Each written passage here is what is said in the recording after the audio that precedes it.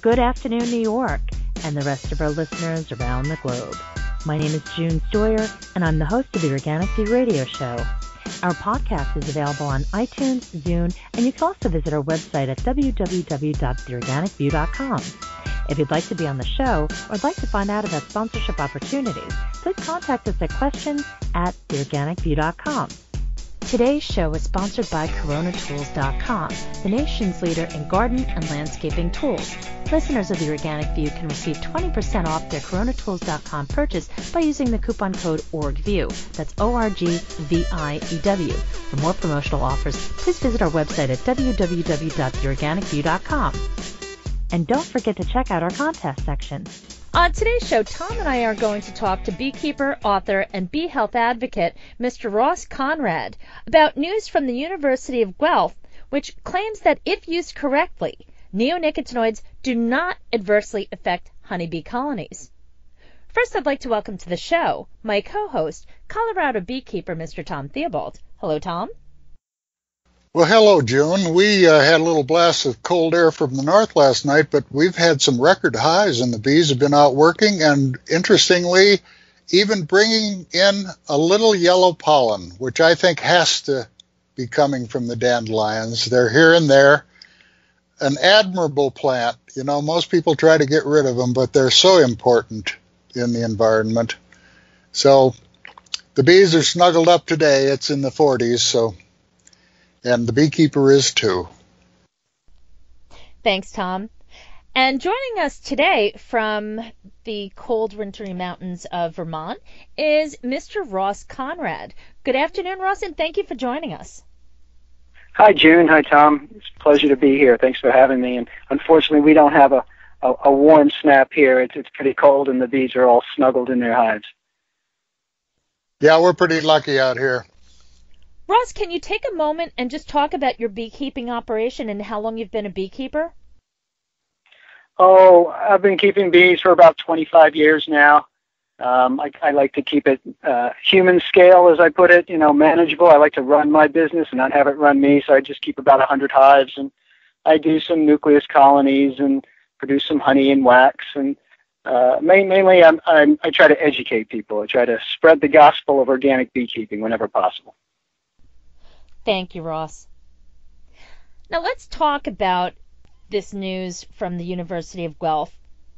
Apparently, these findings were described in 5 papers that were published earlier this month by Keith Solomon, who's a toxicologist and emeritus professor with the School of Environmental Sciences, and adjunct professor Gladys Stevenson in the Journal of Toxicology and Environmental Health, B.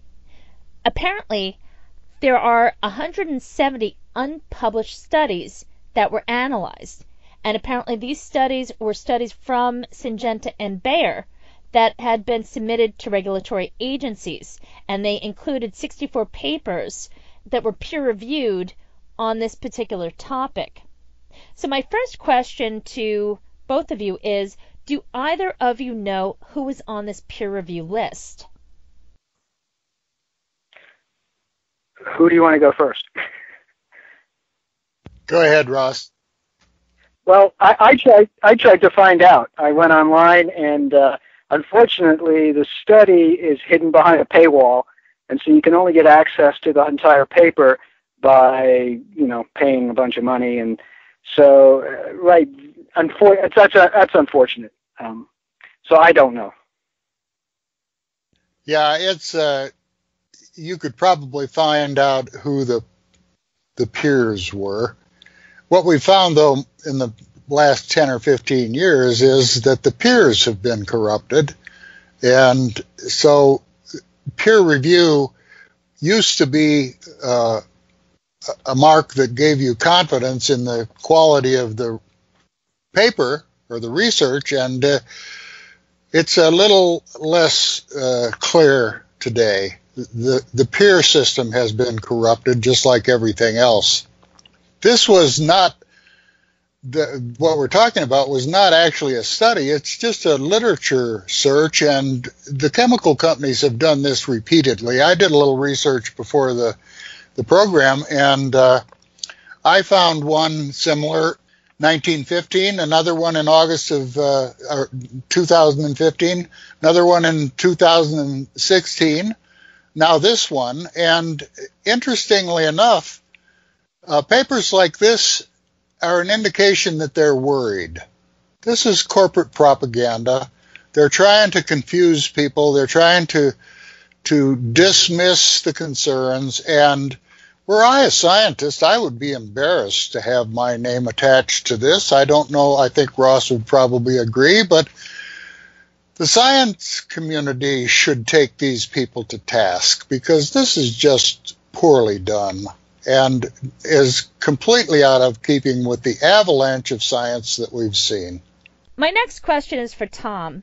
Can you please address the infamous leaked memo?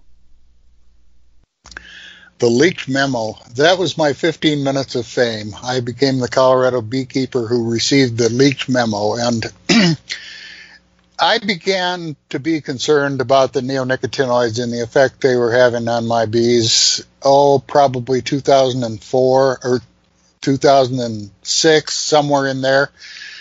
And I came upon, I started looking for a research study that had been the condition upon which clothianidin had been given a registration, a conditional registration, called the life cycle study.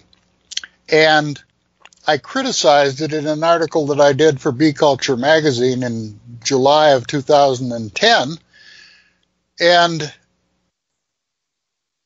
clothianidin had been on the market since 2003. Well, that year, Bayer came back to the EPA and asked for an additional approval for the use of clothianidin on mustard and cotton.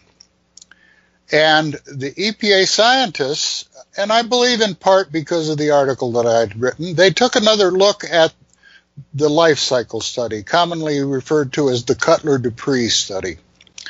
And what they concluded was that this study which had been the condition for the registration of clothianidin in 2003, had since been used on hundreds of millions of acres. Their conclusion was that that study was invalid. Well, that's pretty strong commentary coming from the EPA scientists, and it didn't last too long with the EPA management. It was a little too rich for their blood because they're trying to please their chemical handlers. And ultimately, the conclusion was that that study was supplemental. And basically, you can read supplemental as irrelevant. Well, I got a call just before Thanksgiving and from a person I knew in the EPA who was keeping me informed and said, "Tom, you ought to be the first to know," and went on to explain what the scientists had concluded in response to this request for further registration of clothianidin. And I said, "Well, has it been documented?" And this person said yes, and I asked if I could have a copy. That was the infamous leaked memo, which revealed what the EPA scientists had found. And it wasn't really leaked. It was a public document. The EPA wasn't about to publicize it, and the only reason I got it is because I asked for it. But that was the leaked memo, and that was the beginning of this odyssey for me. And it just seems to go on and on and on. And Ross has done an excellent series of articles on some of these questions. Maybe he can expand upon that a little bit more himself. Well, it's interesting that you talk about clothianidin and this leaked memo, what was involved, because it states that, according to this analysis, Solomon said that the original papers varied in quality and scientific rigor, but the results generally showed no adverse effects of pesticides on honeybee hives. So, Ross, could you take a moment and share your expertise as far as the impact of clothianidin on honeybee colonies? Well, I'm a beekeeper. I'm not a scientist, but I did have the privilege of serving on the Vermont Pollinator Protection Committee, one of two beekeeper representatives to come up with a pollinator protection plan for the state of Vermont. So we spent about 6 months poring over issues around pollinators, and most of that time ended up being spent on the issue of pesticides, which it turns out is probably not only one of the major issues, but more contentious of the issues that we have to deal with in trying to keep pollinators healthy.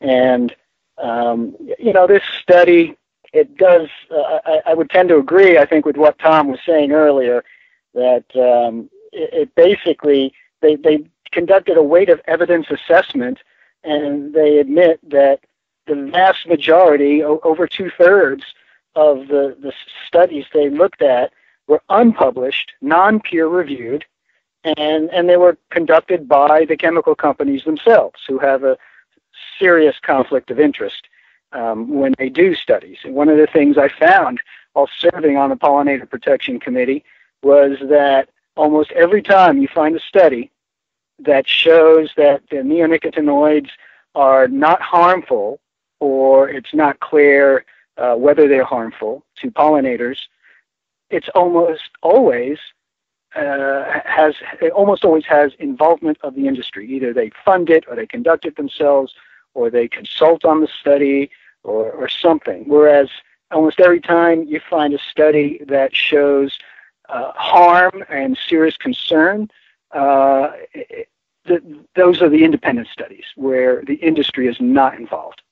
And so, being that this study that just came out in the Journal of Toxicology and Environmental Health B was totally funded by the industry, it's not surprising that they found and concluded that these pesticides have no harm to honeybees, despite the fact that that totally flies in the face of common sense. These are insecticides, highly, highly toxic, hypertoxic to insects. Clothianidin, in fact, is about 10,000 times as toxic to insects as DDT. And surprise, for those of you who aren't aware, honeybees are insects. So to claim that these pesticides have no effect on an insect, which they're designed and well designed to kill, is ridiculous. And what got me is that towards the end, the researchers did what they're all doing now. Just they're taking a page from the tobacco industry, and they're trying to point the fingers elsewhere, right?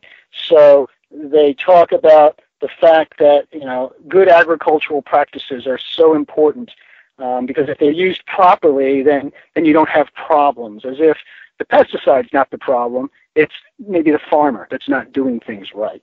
Or they talk about the potential other harmful factors, moving colonies long distances for pollination. They talk about mite issues or viruses or the weather or insufficient food or what have you.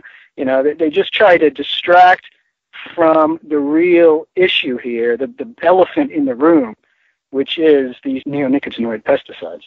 Over the years, Tom and I have addressed this very subject, how it is clearly a play out of the tobacco industry and so many other industries where they're trying to divert attention from the actual culprit, which are the chemicals in this situation. And if you look back at some of the research that's been conducted, especially I want to refer to research that was conducted by Dr. Henk Tennekes from the Netherlands, in which he did a study about the time-dose ratio, and that's a study that's never been negated. And basically it concludes that once a certain dosage has been reached, death is imminent. And that is a very scary reality. Well, he saw that relationship because of the experience that he had with cancer. And what they found is that there is no safe dose for these neonicotinoids, that the effect on the synapses is cumulative and irreversible. And if you introduce the element of time, a fraction of what it would take for an acute kill will produce the same end result, which is death. And the chemical companies have done everything they can to stay away from that. There is no safe dose for these chemicals, and the environmental poisoning has been massive, and I'm sure that Ross has seen that, and many others have seen that, but not enough. Even many of the people who are involved in these issues have yet to grasp the enormity of this poisoning.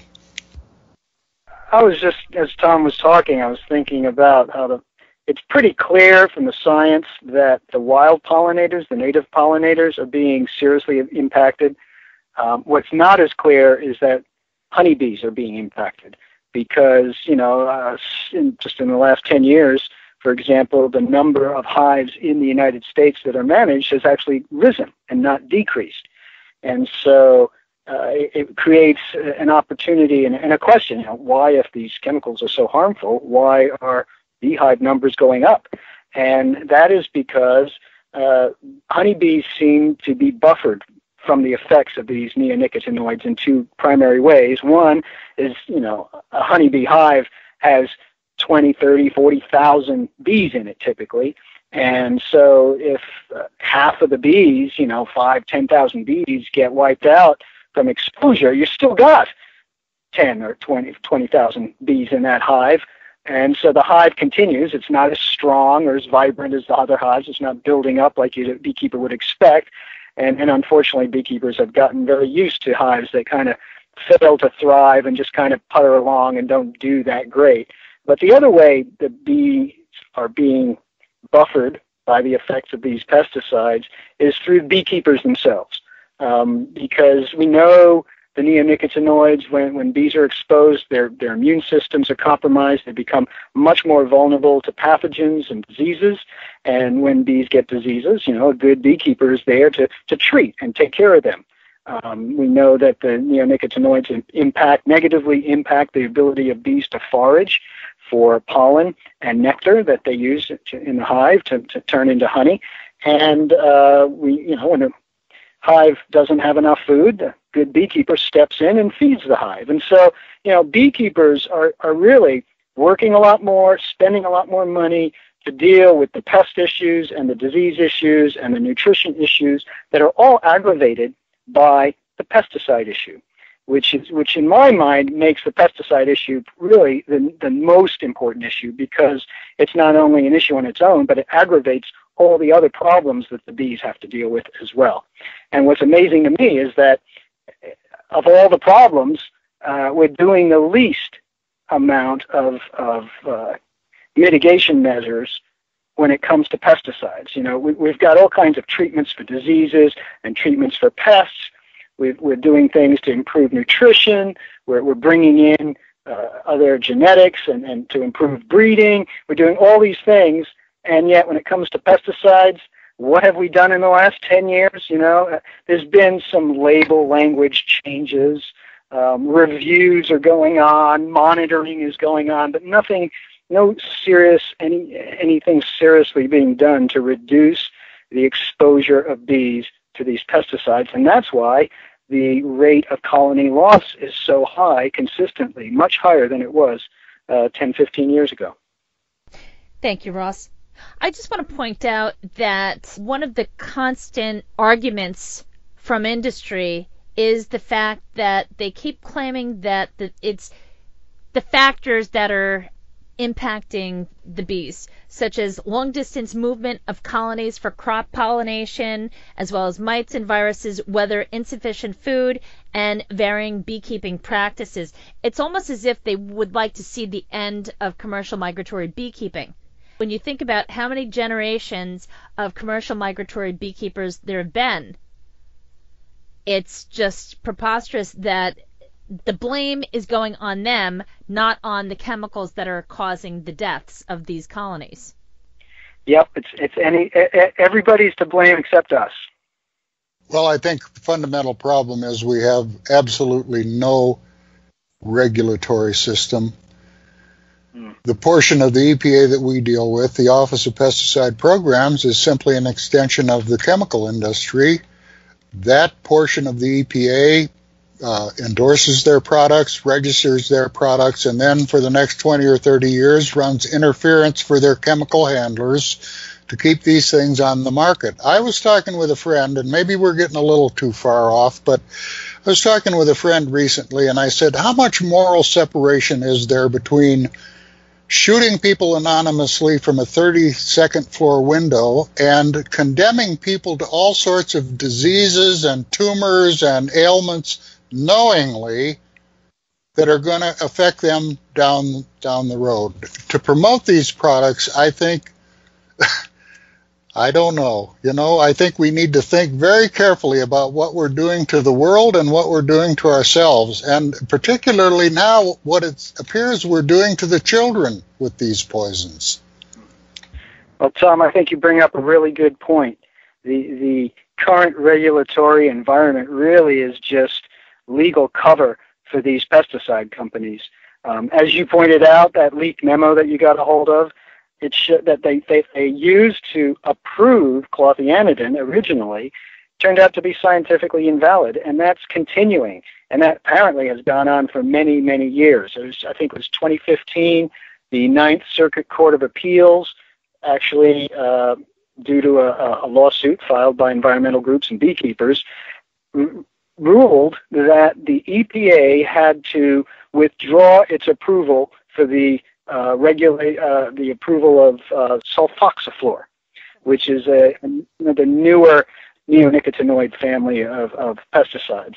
And in the ruling, the judge actually said that, after looking at all the research and studies that was used to approve this chemical, the data wasn't there. They did not have the appropriate data and enough data to actually show that it was going to be safe, and had them withdraw that. And it turns out that throughout all the history of EPA's pesticide management, they have often, unfortunately, way too often, going back even into the 70s and 80s, approved pesticides with very little data or no data, or data that was doctored, just to provide legal cover so that they can say it's this scientific process and it's all regulated to give the appearance that, people are looking out for the worst case scenarios. And in reality, it's really just a crapshoot and an experiment. And unfortunately, we're starting to reap the results. The fundamental responsibility of the EPA, and it's in their charter, is the protection of the people and the environment against unreasonable risk. And instead of defending the environment and the people, what we find is that the EPA is devoting all of their resources to defending the chemicals. And I'm involved as a plaintiff in a lawsuit that's approaching 5 years. And the EPA and what are called the interveners, which would be some of the chemical companies, have worked as best they can to prevent any change whatsoever. So the EPA is spending its time defending the chemicals. Now, something has to change here. This is insanity.